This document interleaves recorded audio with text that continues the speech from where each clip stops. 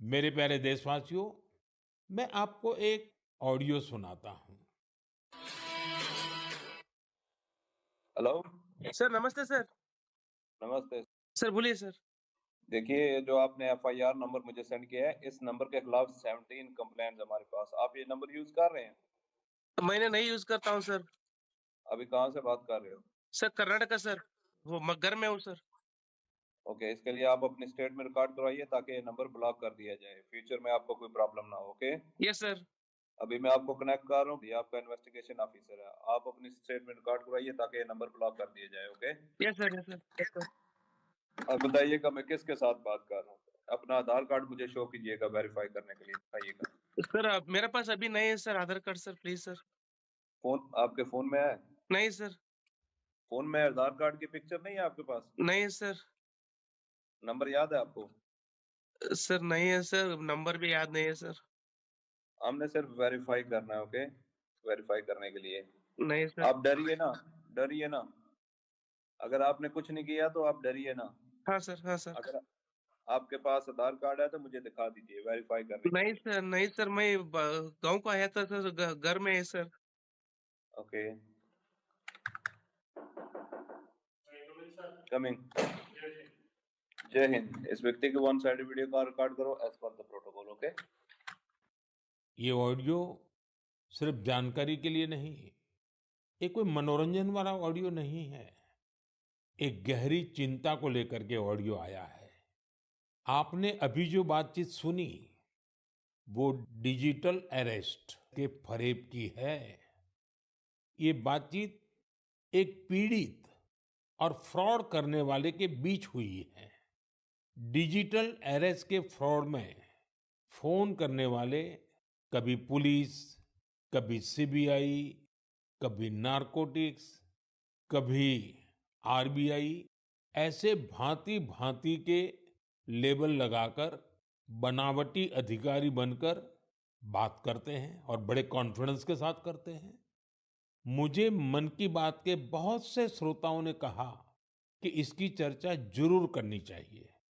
आइए, मैं आपको बताता हूं ये फ्रॉड करने वाली गैंग काम कैसे करती है, ये खतरनाक खेल क्या है। आपको भी समझना बहुत जरूरी है, औरों को भी समझाना उतना ही आवश्यक है। पहला दाव, आपकी व्यक्तिगत जानकारी, वो सब जुटा करके रखते हैं। आप पिछले महीने गोवा गए थे, है ना? आपकी बेटी दिल्ली में पढ़ती है ना? वे आपके बारे में इतनी जानकारी जुटा कर रखते हैं कि आप दंग रह जाएंगे। दूसरा दाव, भय का माहौल पैदा करो। वर्दी, सरकारी दफ्तर का सेटअप, कानूनी धाराएं, वो आपको इतना डरा देंगे, फोन पर बातों बातों में आप सोच भी नहीं पाएंगे। और फिर उनका तीसरा दाव शुरू होता है। तीसरा दाव, समय का दबाव। अभी फैसला करना होगा, वरना आपको गिरफ्तार करना पड़ेगा। ये लोग पीड़ित पर इतना मनोवैज्ञानिक दबाव बना देते हैं कि वो सहम जाता है। डिजिटल अरेस्ट के शिकार होने वालों में हर वर्ग, हर उम्र के लोग हैं। लोगों ने डर की वजह से अपनी मेहनत से कमाए हुए लाखों रुपए गंवा दिए हैं। कभी भी आपको इस तरह का कोई कॉल आए तो आपको डरना नहीं है। आपको पता होना चाहिए, कोई भी जांच एजेंसी फोन कॉल या वीडियो कॉल पर इस तरह पूछताछ कभी भी नहीं करती। मैं आपको डिजिटल सुरक्षा के 3 चरण बताता हूं। ये 3 चरण है: रुको, सोचो, एक्शन लो। कॉल आते ही रुको, घबराए नहीं, शांत रहे, जल्दबाजी में कोई कदम न उठाएं, किसी को अपनी व्यक्तिगत जानकारी न दें। संभव हो तो स्क्रीनशॉट लें और रिकॉर्डिंग जरूर करें। इसके बाद आता है दूसरा चरण। पहला चरण था रुको, दूसरा चरण है सोचो। कोई भी सरकारी एजेंसी फोन पर ऐसे धमकी नहीं देती। न ही वीडियो कॉल पर पूछताछ करती है, न ही ऐसे पैसा की मांग करती है। अगर डर लगे तो समझिए कुछ गड़बड़ है। और पहला चरण, दूसरा चरण और अब मैं कहता हूं तीसरा चरण। पहले चरण में मैंने कहा रुको, दूसरे चरण में मैंने कहा सोचो और तीसरा चरण कहता हूं एक्शन लो। राष्ट्रीय साइबर हेल्पलाइन 1930 डायल करें, cybercrime.gov.in पर रिपोर्ट करें, परिवार और पुलिस को सूचित करें, सबूत सुरक्षित रखें।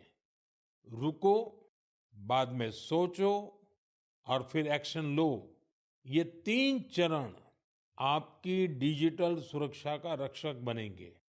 साथियों, मैं फिर कहूंगा, डिजिटल अरेस्ट जैसी कोई व्यवस्था कानून में नहीं है।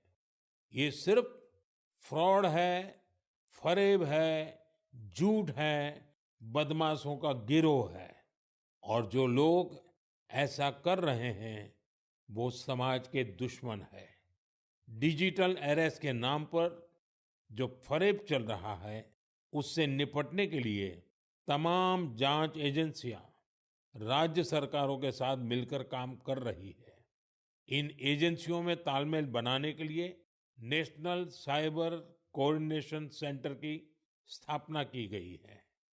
एजेंसियों की तरफ से ऐसे फ्रॉड करने वाली हजारों वीडियो कॉलिंग आईडी को ब्लॉक किया गया है।